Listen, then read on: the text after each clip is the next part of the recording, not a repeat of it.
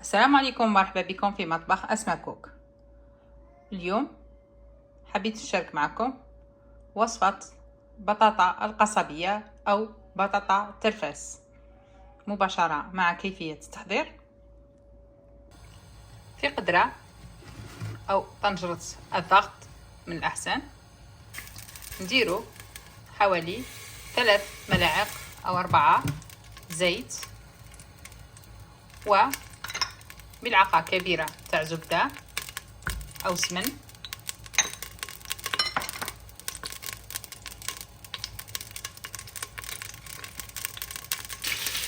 هكذا خلوها حتى تذوب. نضيف قطع الدجاج نكونوا غسلناهم جيدا بالخل، نضيف بصلة مبشورة، بصلة متوسطة، و4 سنينات ثوم سكرجين هكذا، نخلطو.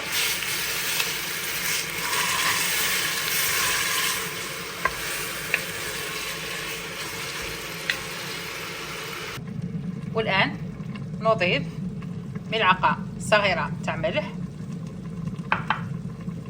وعود تاع قرفة وملعقة صغيرة كركم وفلفل أبيض نصف ملعقة صغيرة.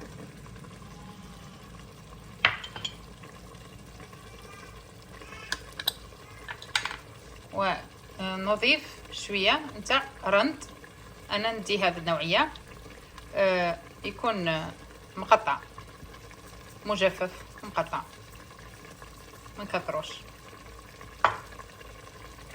أو ورق الغار، رند أو ورق الغار، ونخلطو.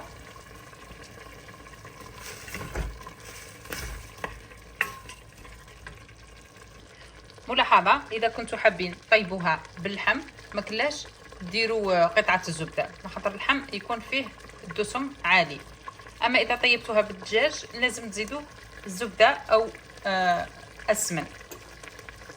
والآن نمرق بالماء الساخن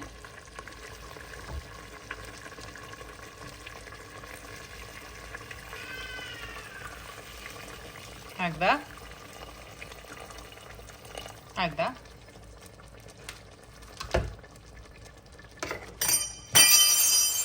عفوا،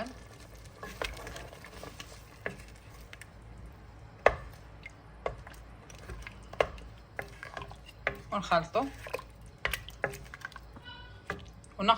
ونغلق عليها ونخليها تطهى مدة ربع ساعة.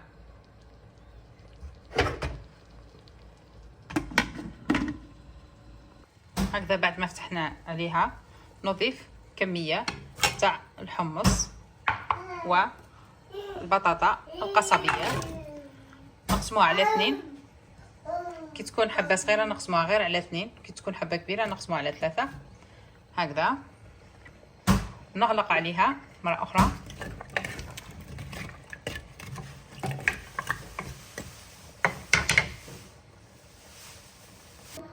مدة 5 دقائق. إذا هذه هي البطاطا الترفاس تاعنا بعد ما طابت، أو البطاطا القصبية، وحمرنا أطراف الدجاج.